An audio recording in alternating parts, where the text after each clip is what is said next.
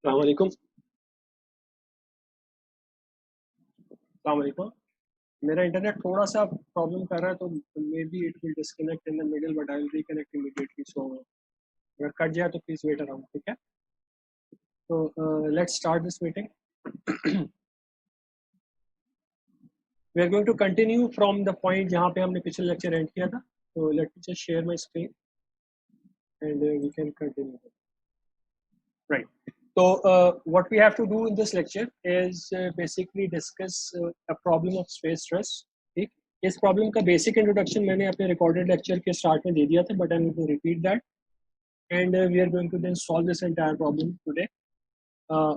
और देखते हैं कि इसमें प्रोसीजर में क्या डिफरेंट है when we compare our 2D traces to space traces. ठीक है, तो सबसे पहले let us read the statement and then we can proceed from there. So the statement says that we have to determine the force in each member of the truss, and we have to state whether the member is in tension and compression. This part is the same as the 2D trusses that we have solved. The truss is supported by ball and socket joints at A, B, and E, and we have to set a force which is the magnitude is given. अच्छा, अब देखिए इस सवाल में एक जो मसला है which we don't really need to concern ourselves with, but there is some issue which we need to know. कि नॉर्मली जब भी एक 3D में स्ट्रक्चर सपोर्टेड होता है, if you remember from chapter number 5, we need 6 supports in order to hold it in 3D। ठीक है, in 2 dimensions we need 3 supports. ठीक है, इस केस में there are ball and socket joints at 3 different locations, और ball and socket joints जो होते हैं they restrict translation in all dimensions. So essentially what we have here is that we have at A, so okay, at A, at B, and at C, what we have is at A, B, and E, we have 3 reactions each. A total of 9 reactions. So this is a over-constrained system. ठीक है, over-constrained system का मतलब ये होता है कि जितने reactions आपको चाहिए उससे ज़्यादा reactions है. But इस क्वेश्चन में आपको रिएक्शंस से अपने आप को कंसर्न करने की जरूरत नहीं पड़ेगी. ठीक है, you won't need to do that.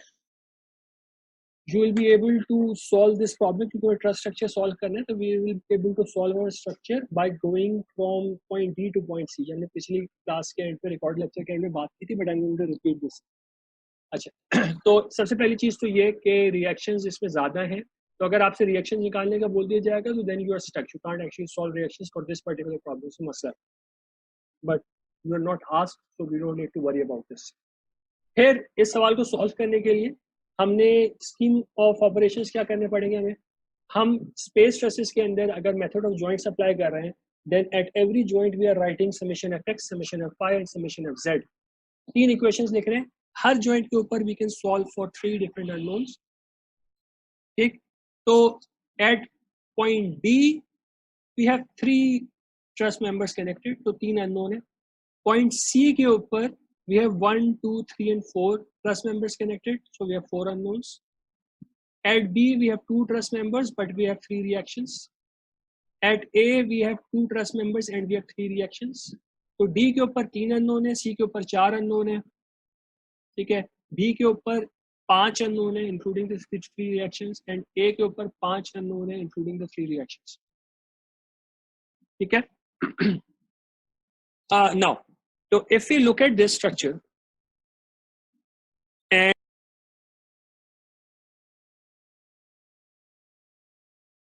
wait a second, I will need to switch my Wi-Fi to 4G. मेरा इंटरनेट बार बार डिस्कनेक्ट हो रहा है, तो let me just switch to 4G and then we can continue.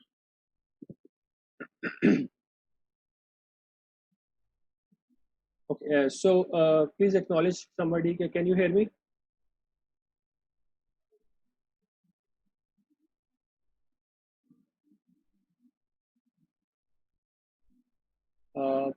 I cannot hear you. कोई acknowledge कर लो कि मेरी आवाज आ रही है, ताकि फिर हम कंटिन्यू कर लें आगे.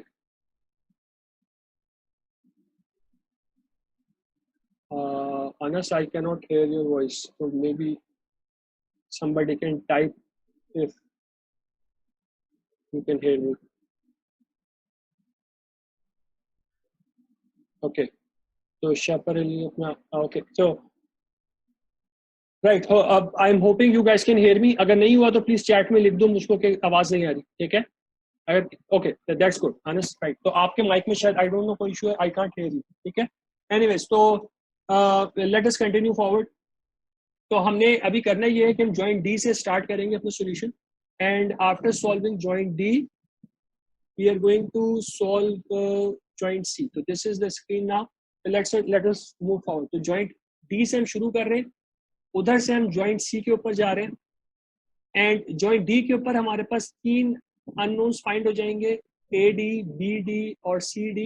और C के ऊपर हमारे पास तीन unknown फाइंड हो जाएंगे, AC, BC और CE. 6 ट्रेसेस हैं. हम दो joints के solution से we can find out our results. ठीक है, तो essentially what we need to do is we just need to solve two joints, और हमारे पास 6 unknowns है. 6 unknowns हम अपने members के we can find out from two joints. ठीक है, दूसरी चीज जो है, this is a space truss structure. पहला जो सवाल हमने किया था इसका जो अपने रिकॉर्डेड लेक्चर के अंदर, that numerical had very simple truss member arrangement. so उसमें जो सारे truss members थे वो किसी न किसी प्लेन के अंदर आ रहे. ठीक है, हमने उस प्रॉब्लम को स्टार्ट किया था लाइव लेक्चर में, and then we completed it in a recorded lecture. तो उसमें सारे मेंबर्स जो किसी न किसी प्लेन में थे, तो we were able to very quickly find their components and we were able to solve it. इस केस में ऐसा नहीं है.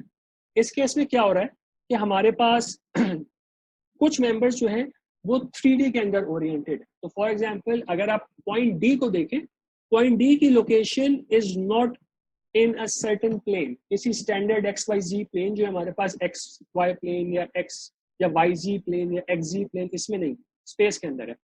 तो D की लोकेशन क्या है, X में 1 मीटर मूव करे, Y में 2 मीटर्स मूव करे, Z में 2 मीटर्स मूव करे, यहाँ पे आपके पास D है, तो D is in space.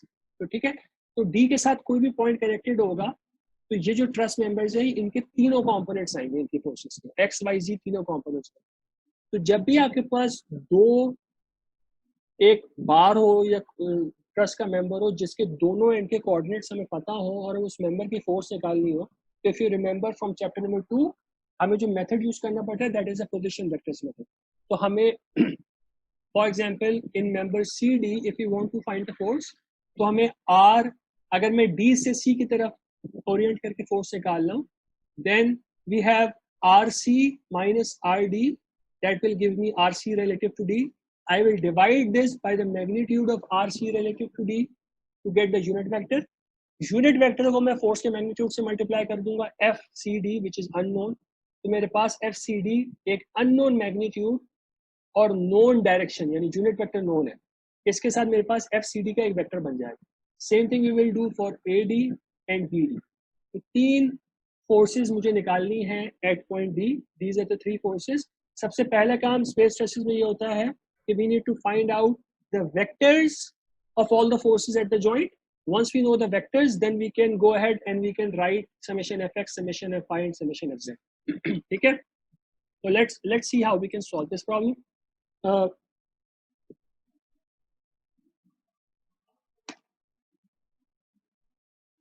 Right, so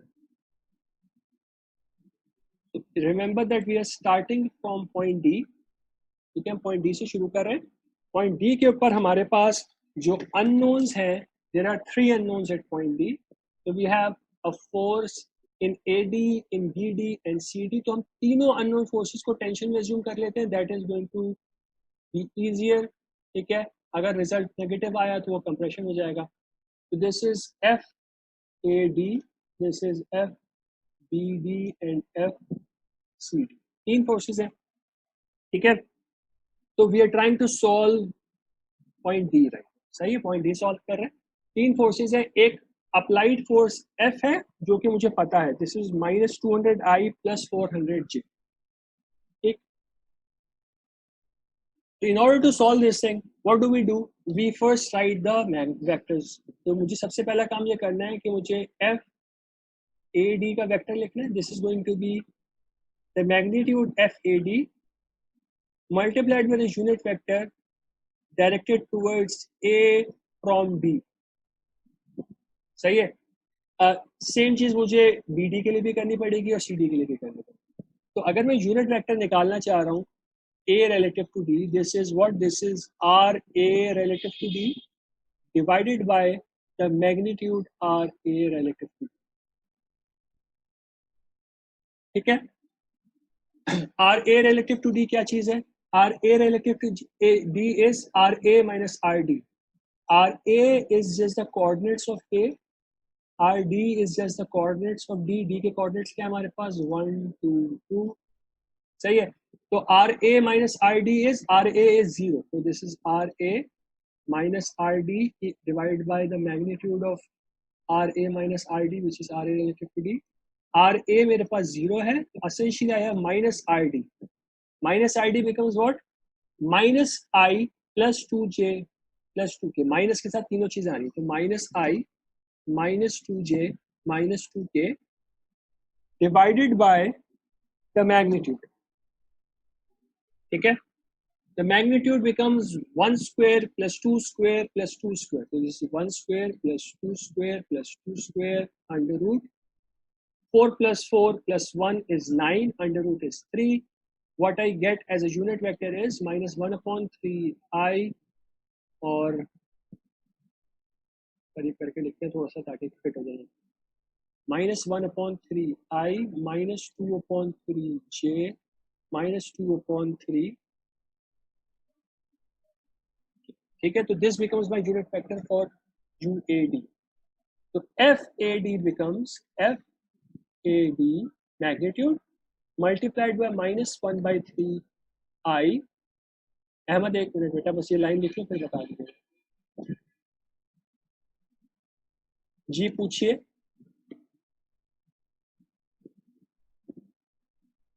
Ask your question please.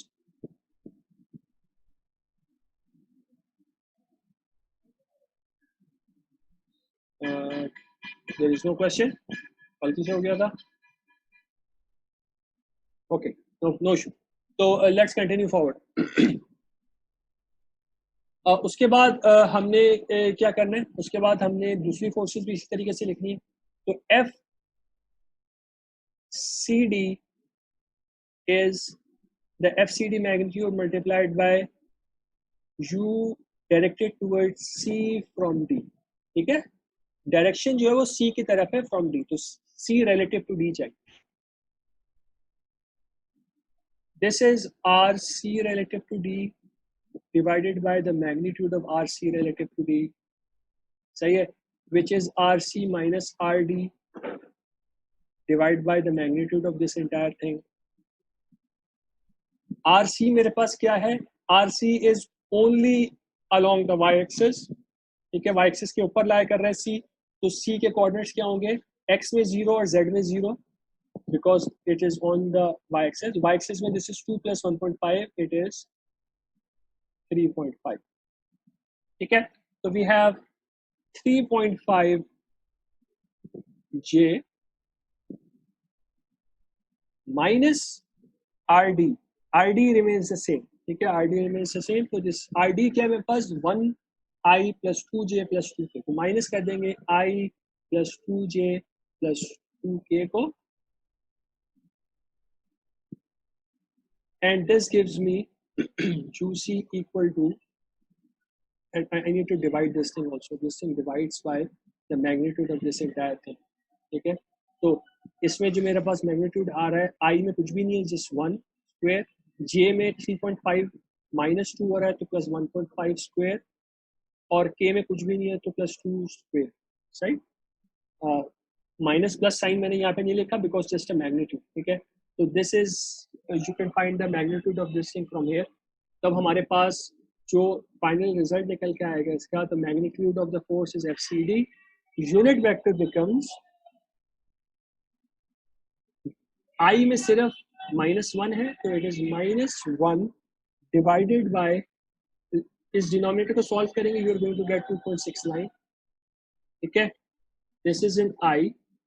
Then you have 3.5 minus 2, so this is plus 1.5 divided by 2.69 J. K में कुछ भी नहीं है यहाँ पे, तो -2 divided by 2.69 Okay, so this becomes your FCD. Same thing you need to do for BD. B के coordinates क्या है मेरे पास? B में मेरे पास मैं X में भी move कर रहा हूँ. This is 1 plus 5 6 और Y में मैं 2 plus 1.5 3.5 move कर रहा हूँ और Z में कुछ नहीं कर रहा क्योंकि मैं XY plane के अंदर हूँ. So this is 3.5, 0. ठीक है. सेम काम आप इसके लिए भी कर सकते हैं. तो FBD becomes the FBD magnitude. Sorry, this is the magnitude multiplied by the unit vector directed towards B from D, which is this is just UC. Okay, ना? UC2 है. तो this becomes, अगर मैं force लिखना चाह रहा हूँ FBD, unit vector will be RB minus RD divided by RB relative to D, the magnitude. And I'm going to just write the answer of this thing directly. You can solve this thing. ठीक है, कुछ भी नहीं है, simple सी चीज है. This comes out to be a 5 upon 5.59 I, ठीक है, plus 1.5 divided by 5.59 J minus 2 divided by 5.59 K. ठीक है. This entire thing multiplies by FBD. So this becomes your force. 3 forces unknown थी, तीनों लिख दी. हमें और क्या करना होता है? अब हमें इन रिजल्ट्स के साथ we need to solve for summation fx, summation fy and summation fz. तो हमारे पास एक फोर्स और भी है. तो the force given to us, the applied force is minus 200I plus 400J. This is what is given to us. ठीक हो गया. तो अगर मैं अब इसको सॉल्व करने की कोशिश कर रहा हूँ तो व्हाट डू आई गेट? सबसे पहले मुझे समेशन एफएक्स लिखना है. अब summation FX, summation FY, summation FZ लिखना is very very easy because I already have the components of every force. ठीक है. तो this just gives me applied force का एक्स कंपोनेंट इज minus 200. ठीक है. एडी का X component is minus 1/3 FAD. FCD का x component is minus 1/2.69 FAD.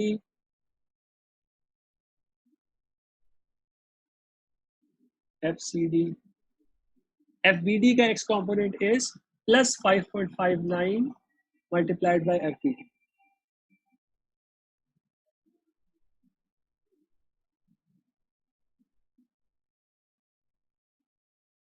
ठीक हो गया.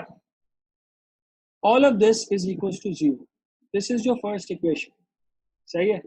तीनों unknown इस equation में आ रहे हैं. You cannot solve any of them using just one equation. ठीक है. हमें बाकी equation भी लिखनी पड़ेगी. तो अगर मैं summation fy लिखूँ इसके लिए तो summation fy क्या बनेगा?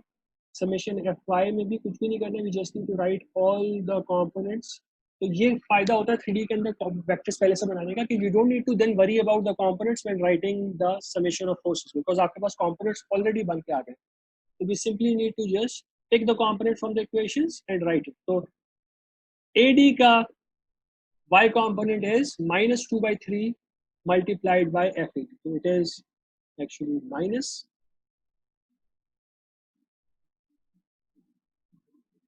FAD. CD का y component is 1.5 divided by 2.69 FCD plus 1.5 divided by 2.69 FCD.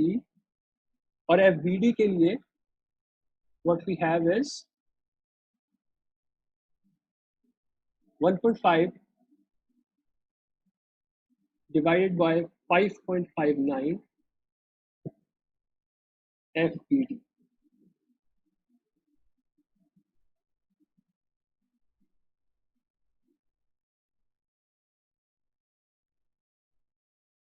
And this is equals to 0. तीनों फोर्सेस आ रही हैं. You can't solve any of them from here. आपको तीसरी इक्वेशन भी लिखनी पड़ेगी कि तीनों को साइमल्टेनियसली सॉल्व करना पड़ेगा which you can directly do in a calculator. आपको हैंड कैलकुलेशन दिखाने की जरूरत नहीं. तीसरी इक्वेशन क्या है हमारे पास? अप्लाइड फोर्स का z कंपोनेंट कुछ भी नहीं है.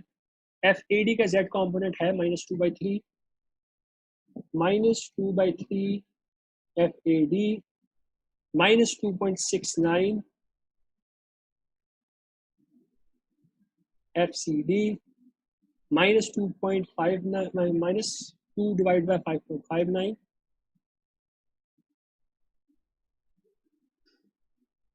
FBD, and this is equals to 0.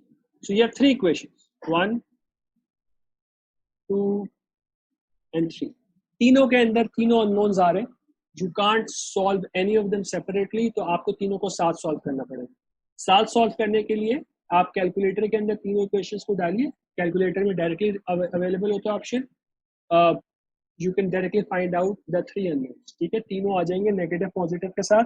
What you are going to find out is that FCD will come out to be negative. जो मैं आंसर आपको डायरेक्टली बता देता हूँ, FCD आपका नेगेटिव निकल के आएगा. हमने यहाँ पे तीनों फोर्सेस को पॉजिटिव लिया है. अगर तीनों फोर्सेस को टेंशन में लिया है, तो अगर कोई भी फोर्स नेगेटिव आ रही है, इसका मतलब है वो फोर्स कंप्रेशन. तो the answer you are going to get from here is FAD will come out to be equal to 343 newtons in tension. आपके पास FBD जो निकल के आएगा, that is going to be 186 newtons. This will also be in tension, यानी कि दोनों answer positive आएंगे आपके पास. और आपके पास FCD जो आएगा, that is going to be 397.5 newtons, and this will be in compression because ये आंसर आपके पास नेगेटिव में निकल गया है. ठीक है, तो this is what we have to do at point D. Point D solve करने से मुझे तीन अननोन्स पता चल गए. सही. Now what we need to do is we need to repeat this exercise for point C. जब हम पॉइंट सी के ऊपर सेम काम करेंगे तो हमें बाकी जो तीन रिमेनिंग फोर्सेस हैं, ए सी की फोर्स, बी सी की फोर्स और सी ई की फोर्स, ये तीनों अननोन फोर्सेस पता चल गए. तो अभी हमें इस स्टेप से इस स्टेप से अपने कुछ आंसर्स पता चल गए, तीन आंसर्स पता चल गए. बाकी तीन आंसर निकालने के लिए हमें अगला पॉइंट सॉल्व करना पड़ेगा. तो let's go and solve that point as well. अगला पॉइंट हमारा क्या है? अगला पॉइंट हमारा है पॉइंट सी. पॉइंट सी के ऊपर तीन फोर्सेस हैं, इनमें से तीन अननोन फोर्सेस हैं, इन टोटल चार फोर्सेस हैं. अब हमें एक फोर्स इसमें से सी डी पता है. ठीक है, सी डी हमने निकाल ली है. सी डी हमें पता चल गई 397.5 कंप्रेशन में है. तो जब हमें नोन फोर्स पता होगी तो हम उसकी करेक्ट डायरेक्शन एज्यूम करेंगे. तो C D is in compression, तो C D will be taken in compression. ठीक है, तो F C D needs to be taken in compression. Let me draw this better. This F C D is in compression. बाकी तीन जो है उनको मैं तीनों को पॉजिटिव ले लेता हूँ, तीनों को टेंशन में ले लेता हूँ. That is make my life easier. अगर नेगेटिव आंसर आएगा तो I know it is compression. तो F A C, F B C and F C. ठीक है, तीन अननोन फोर्सेस है, एक नोन फोर्स है. This is known, this is 397.5 newtons. ठीक है ना. क्या मुझे एफ सी डी का वेक्टर पता है? That's a question. F C D का मुझे जो वेक्टर मैंने निकाला था, दैट वाज डायरेक्टेड डाउनवर्ड्स. तो जो मैंने एफ सी डी का वेक्टर यहाँ पे लिखा है, this one here, this is directed downwards. जो यहाँ पे ड्रॉ हुआ मैंने, this one here, this is directed downwards. That vector is written as -1.269 plus 1.5 divided by 269 minus 2 divided by 2.69. ठीक है, ये डाउनवर्ड फेसिंग डायरेक्शन का वेक्टर है. इधर भी हमें डाउनवर्ड फेसिंग डायरेक्शन का वेक्टर चाहिए. तो if the direction is the same, we do not need to do anything to this vector. हमने टेंशन में वेक्टर एज्यूम किया था, आंसर कंप्रेशन में आ गया, हमारी डायरेक्शन दूसरे पॉइंट पे सेम हो गई. हम सेम वेक्टर को यूज कर सकते हैं अगले पॉइंट पे. अगर मेरे पास एफ सी डी टेंशन में निकल के आता, तब मुझे एफ सी डी को यहाँ पे अगर मुझे टेंशन में ड्रॉ करना होता, तो लेट्स अज्यूम कि मेरे पास एफ सी डी टेंशन में आता, तब मुझे अपने इस वाले आंसर को माइनस से मल्टीप्लाई करना पड़ता. एफ सी डी का जो मैंने वेक्टर बनाया है, इसको माइनस से मल्टीप्लाई करना पड़ता, ताकि मैं इसकी डाउनवर्ड डायरेक्शन को अपवर्ड में कन्वर्ट कर सकूं. Right now I don't need to do this. ठीक है, मेरे पास डाउनवर्ड फेसिंग एरो है, ठीक है ना, मेरे पास डाउनवर्ड फेसिंग एरो है, that downward facing arrow will be retained, तो I don't need to do anything about it. जो भी एरो आ रहा है, जो भी वेक्टर आ रहा है, we can just pick it and we can use this. सही है, तो मेरे पास FCD जो बन के आ रहा है, it is the magnitude of FCD which is 397.5 positive ले रहे, बिकॉज डायरेक्शन हमने ऑलरेडी अकाउंट कर ली, ठीक है, कंप्रेशन की direction we have already accounted for. And what we have is FCD में we have -1 divided by 2.69 I plus 1.5 divided by 2.69 J minus 2 divided by 2.69 K and this is FCD। ठीक है, FCD हमारे पास सही आ गया, हमने direction change नहीं करनी पड़ी FCD। हमजा आप कुछ पूछना चाह रहे हैं? आपका हैंड रेज हुआ है जी। For some reason I cannot hear anybody and that is unusual। मुझे देखना पड़ेगा कि मुझे किसी की आवाज क्यों नहीं आ रही। Something is wrong with my system and I can't hear anything। Let me quickly just check। मुझे किसी की आवाज क्यों नहीं आ रही।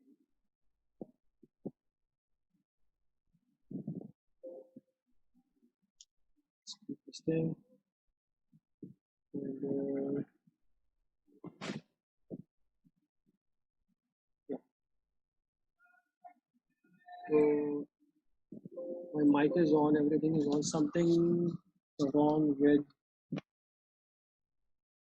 Zoom for me। आप लोग अपने क्वेश्चंस प्लीज लिख दीजिए। Something is wrong with Zoom, my sounds are working but I cannot hear anybody, so if you have any question please type it। It might take a little bit longer but at least I'll be able to answer your questions। ठीक है, so write your question, I'll answer it immediately।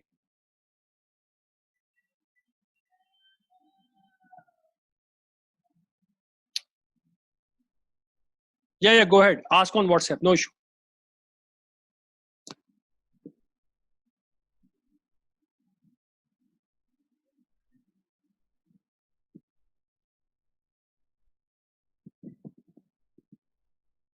That would be better। So I'm waiting for your question। जब तक attendance अभी लिखने की जरूरत नहीं है, सब लोग अटेंडेंस लिख रहे हैं, but we will need to rewrite the attendance in the next class, next session as well, क्योंकि एक सेक्शन अभी हमारा rejoin करना पड़ेगा after 40 minutes। Let's wait till then and let's see what's the question। जब तक मैं बाकी वेक्टर्स लिख देता हूँ, जब तक हमजा क्वेश्चन आ रहा है, तो हमारे पास बाकी जो वेक्टर्स हैं उसके अंदर what we have is we have three forces, FAC, FBC and FCE। These are very easy because ये सारे किसी ना किसी एक्सिस के अराउंड के अबाउट है, ठीक है ना। तो for example FAC is directed along the y-axis, directed along the minus y-axis in fact, so this becomes minus FACJ। Similarly अगर मैं FBC को देखूंगा तो FBC is directed towards positive x-axis, so this becomes FBCI, and FCE is directed towards the minus z-axis, so FCE is minus FCE। And now let me hear Hamza's question and we can then see what to do about it। So let me hear the question। Okay, तो हमजा का question ये है कि अगर मेरे पास ये जो force FCD है, if this force was coming out to be positive in the previous point, अगर पॉइंट D के ऊपर ये फोर्स पॉजिटिव आ रही होती तो here it was coming out to be negative। अगर ये फोर्स यहाँ पे टेंशन में निकल के आ जाती तो पॉइंट C के ऊपर ये फोर्स मैं कैसे कंसीडर करता, knowing that कि मैंने वेक्टर यहाँ पे D के रिस्पेक्ट से डाउनवर्ड निकाला हुआ। तो हमजा ने क्वेश्चन ये पूछा था कि whether I would have considered this force at C by changing the sign here, minus से मल्टीप्लाई करके, तो द आंसर इज यस। तो अगर ये फोर्स टेंशन में होती तो C पे भी ये फोर्स टेंशन में होती। सी पे फोर्स टेंशन में होने का मतलब ये है कि फोर्स अपवर्ड डायरेक्टेड है। अपवर्ड डायरेक्शन के लिए मुझे सिर्फ करंट फोर्स वेक्टर को माइनस से मल्टीप्लाई करना पड़ता है। तो अगर आप एक फोर्स को दूसरे पॉइंट पे आपने वेक्टर लिख लिया और वो टेंशन में है फोर्स, और दूसरे पॉइंट पे वो फोर्स टेंशन में ही लेनी है, तो आपको वेक्टर को माइनस से मल्टीप्लाई करना पड़ेगा। ठीक है, आप वेक्टर को माइनस से मल्टीप्लाई करें, you will get the vector on the other side. ठीक है, तो this is how you deal with this.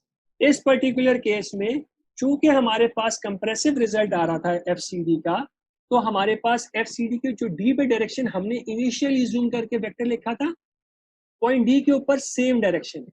तो because this is the same direction as this, FCD की जो डी पे डायरेक्शन थी वही डायरेक्शन हम सी पे भी ले रहे हैं, तो सी डी के वेक्टर को हमें माइनस से मल्टीप्लाई नहीं करना।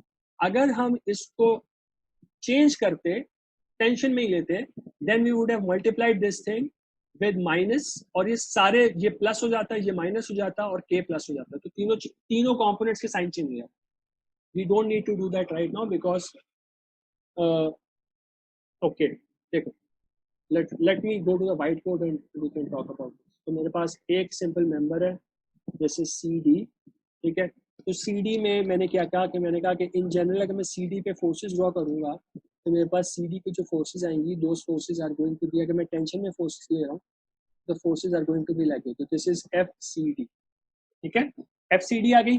अच्छा, एफ सी डी जो है, लेट्स अज्यूम कि this force vector was in a plane, तो ये एक्स वाई प्लेन के अंदर है। मैं भी तो सिंपल सा केस ड्रॉ कर रहा हूँ।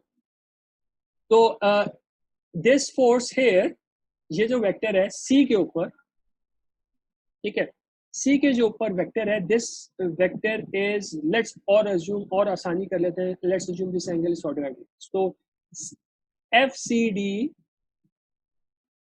एट पॉइंट सी क्या आएगा? This is X component positive है, वाई कॉम्पोनेंट नेगेटिव है, तो this becomes sine 45 I minus cos 45 जी। ठीक है ना। अगर मैं यही फोर्स को डी पे देख रहा हूँ, तो this angle is also 45 because 45 and 90 degree right angle triangle होता है।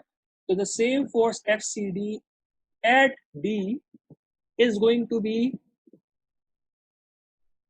एक्स कॉम्पोनेंट इसका नेगेटिव है, इस फोर्स का एक्स कॉम्पोनेंट नेगेटिव है, दिस वन, और वाई कॉम्पोनेंट पॉजिटिव है। ठीक है, माइनस कॉस 45 आई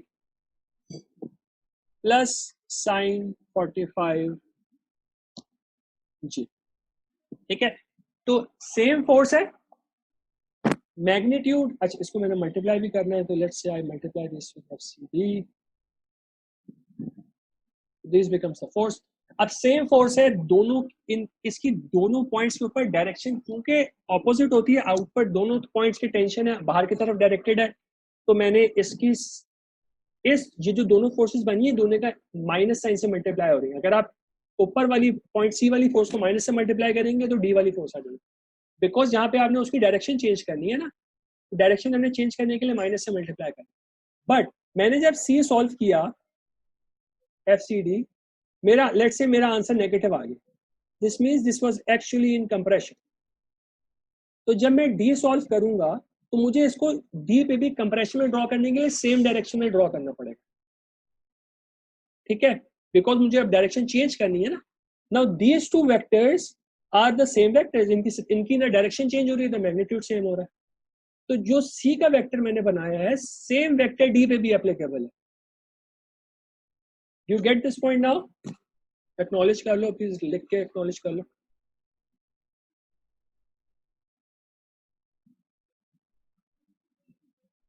हमजा ओके, ठीक है, गुड हो गया। तो let's get back to our problem now. 2 minute रह गए। Before we proceed it would be better if you can join back, and उसके बाद अगर कोई भी सवाल होता है we can continue with the questioning and we can complete this problem as well. But before that please rejoin, hopefully शायद आवाज का मसला भी हल हो जाए। It might take me 1 minute to reconnect, तो प्लीज वेट, जब मैं अपनी इधर साउंड का मसला चेक कर लूँ Zoom में क्या हो रहा है। Okay, thank you. Right, okay, can somebody please speak and let's see whether the issue was with The Could you hear it, yes? yeah, I can hear you now. Maybe the issue was with that particular meeting. Something went wrong with that meeting, but now it's fine. Okay. तो that's better. कोई question हो तो please continue asking. इस सवाल को मैं complete कर लेता हूँ. ठीक है. तो what do we need to do now. अब हमें क्या करना है. अब हमें बेसिकली पॉइंट सी के ऊपर हमने सारे फोर्स के वेक्टर्स फॉर्म कर लिए. तो we have written F C D, F A C, F B C and F C E. तीन वेक्टर्स हमारे पास बहुत आसान थे because they were directed towards, मतलब they were directed along certain axes. So FVC was along the positive x-axis, FAC was along the negative y-axis, and FCE was along the negative z-axis. उन तीनों को मैंने लिख दिया. FCD हमने exactly पिछला वाला लिख दिया because टेंशन से कंप्रेशन में ट्रांसमिट हो रहा था, हमें डायरेक्शन भी चेंज नहीं करनी पड़ी. हमें summation fx, summation fy, summation fz की इक्वेशंस लिखनी है. This time around you will find that we can directly get an answer every time we write one equation. पिछली बार हमें तीनों को simultaneously solve करना पड़ा था. तो summation F X equals to 0 जब हम लिखेंगे तो हमारे पास एफ सी डी के तीनों कंपोनेंट्स हैं. तो एफ सी डी का कंपोनेंट आ जाएगा. तो we have 397.5 multiplied by minus 2.69. ठीक है. तो this is from F C D. उसके बाद एक्स कंपोनेंट सिर्फ एफ बी सी का है. तो we can write that down. तो plus F B C is just one unknown इस equation. We can find that out. ठीक है. इसको निकाल लें. इसको निकालेंगे आप तो आपके पास एफ बी सी निकल के आ जाएगा 148 न्यूटन्स. एंड ये minus sign, sorry this is equal to 0. I forgot to write this. Minus sign है इक्वल टू के दूसरी तरफ जाएगा, पॉजिटिव हो जाएगा. तो एफ बी सी आपके पास पॉजिटिव निकल के आएगा which means this will be in tension. सही है. समेशन एफ वाई लिखें. Summation fy के लिए what do we get? We get a component from FCD. The FCD a component is 1.5 upon 269. So it is 397.5 into plus 1.5 divided by 2.69. ठीक है. And the only y component is coming from AC. तो it is minus j में है तो minus FAC लिख देंगे equal to 0. F A सी को equal to के आप दूसरी तरफ ले जाएं, आंसर आपका पॉजिटिव आएगा. तो F A C will also come out to be in tension. तो F A C is equal to 221 newton and it will also be in tension. चाहिए. समेशन एफ वाई लिखेंगे आप. Summation F Y equal to 0. This will give you what. अब आपके पास C D से Z component आ रहा है. तो it is 397.5 multiplied by minus 2 divided by 2.69, and then we have a z component from FCE. So it is also negative. तो minus FCE लिख दें आप equal to 0. अब दोनों फोर्सेस नेगेटिव में हैं. अगर आप दूसरी तरफ लेके जाएंगे तो एक साइड जो है वो नेगेटिव ही रह जाएगी, विच मीन्स आपके पास FCE का आंसर नेगेटिव आएगा. तो FCE will come out to be minus 295 Newton, which means that FCE is equals to 295 Newtons in compression. ठीक है. तो this is it. तो ये सवाल पूरा सॉल्व हो गया. तो the thing is that in 3 dimensions it does not drastically change the approach. Approach बिल्कुल same है. The only difference that is coming up in 3 dimensions is that you have to first write the vectors. ठीक है. और the likely thing is कि इसमें vectors बनाने के लिए आपको हमेशा पोजीशन वेक्टर्स यूज करने पड़ेंगे. इट इज वेरी डिफिकल्ट कि आपके पास कोई ऐसा सवाल आए जिसमें कोई एंगल्स की या 2 एंगल या 3 एंगल की फॉर्म में कोई ट्रस मेंबर अरेंज हो. नॉर्मली ट्रसेस को पोजीशन वेक्टर्स के थ्रू ही रिप्रेजेंट किया जाता है. ठीक है. तो 2 एंगल या 3 एंगल मेथड इसमें इतना ज्यादा सवालों में आता नहीं है. ठीक है. तो although you will be preparing for it in the overall scheme of the course. ठीक है. तो but in general इसके अंदर आपको जो end point joints होते हैं उनके coordinates पता होते हैं. तो वेक्टर्स बनाने के लिए we will be using the position vectors method. ठीक है, वही मेथड यूज करना पड़ेगा मैं हर दफा। दो जॉइंट सॉल्व किए, we got the answer. Any question in this is your free to ask me, otherwise मैं सिंपली एक क्वेश्चन अगला वाला दिखाऊंगा, उसका बेसिक सिर्फ डिस्कस करूंगा and then will stop it, और उसको फिर हम अगले हफ्ते सॉल्व करेंगे, ठीक है। सर हमें ये बात तो मालूम है कि टेंशन हमेशा पॉइंट से अवे डायरेक्ट होती है, जी तो कंप्रेशन की डायरेक्शन क्या होती है सर? एक पॉइंट से हमेशा अवे ही रहेगी तो दूसरे पॉइंट की तरफ रहेगी क्या? नहीं नहीं नहीं नहीं, नहीं ऐसा नहीं, देखिए again let's come here and let's redraw, जो हमने अभी केस देखा था ना, सेम केस को ड्रॉ करते हैं एंड लेट्स सी कि क्या होता है। हमने पहले कहा कि हमने इसको FCD को अज्यूम किया टेंशन में, ठीक है। इन रियलिटी क्या है, there is a truss member here, this is CD, this truss member can either be in tension और कंप्रेशन, ठीक है।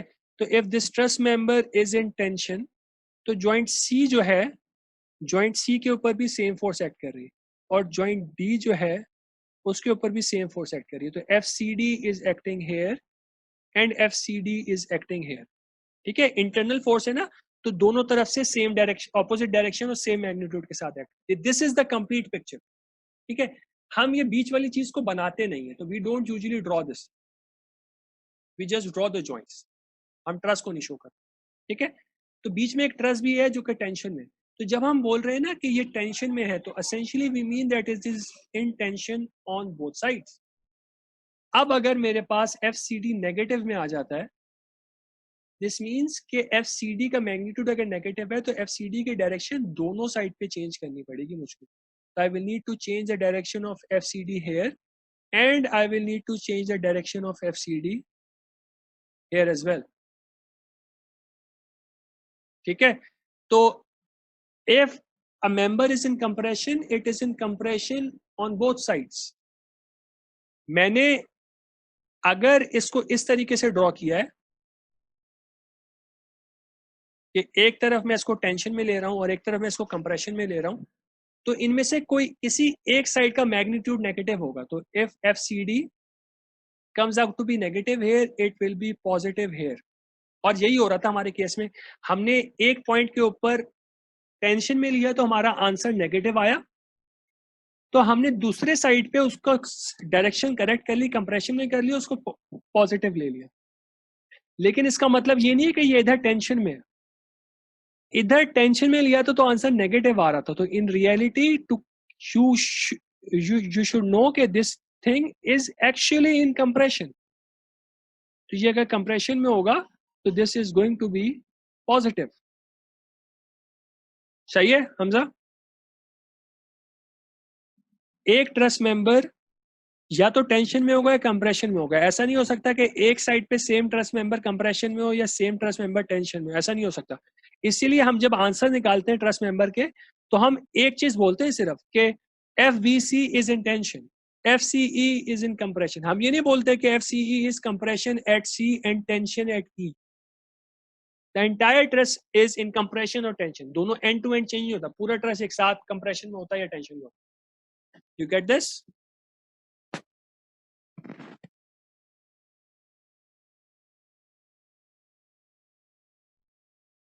और कोई सवाल है किसी का?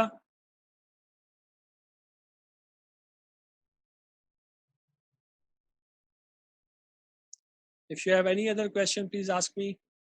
Otherwise, our time is up. So we will talk about our next problem in the next class. ठीक है, ये मुश्किल problem है. This is going to take a lot of visualization to understand. ठीक है, इसको हमें सिर्फ समझने में कि ये structure बना हुआ किस तरह, we'll need to spend some time. ठीक है, उसके बाद इसको solve करने को देख लेंगे। Solution की technique same रहती है. There is nothing special. तो we'll spend, I think we'll need 2 lectures to solve this thing. ठीक है, इसको solve कर लेते हैं। I am going to upload an assignment inshallah today or tomorrow. Trusses में से this will be your final assignment. We will have a final quiz number 3 at the end of the next week. जब assignment complete हो जाएगी उसके बाद हम एक quiz ले लेंगे. That will be the end of the sessional marks. और उसके बाद इंशाल्लाह जैसी पॉलिसी अनाउंस होती है हमारी फाइनल से रिलेटेड, अभी तक हमको नहीं मिली फाइनल पॉलिसी, तो I am going to tell you कि what type of exam you can expect, how many questions you can expect, एक एक किस तरीके से अटेम्प्ट करने होंगे। तो we are going to talk about all of that before the exams. हमारे पास अगले हफ्ते में प्रॉब्ली 2 लेक्चर्स के अंदर we are going to finish our lectures जो हमने काम करना है. उसके बाद जितने 3 lectures 4 lectures whatever is left we are going to spend those lectures revising previous topics as you suggest. जो भी चीज समझ में नहीं आ रही होगी, कोई पर्टिकुलर चीज चैप्टर 2, 3, 4, 5, 6 कहीं से भी समझ में नहीं आ रही तो रिवाइज कर लेंगे. And this is how we are going to end this. ठीक है, तो अगर कोई क्वेश्चन है तो please ask me, otherwise we can end. कोई क्वेश्चन है?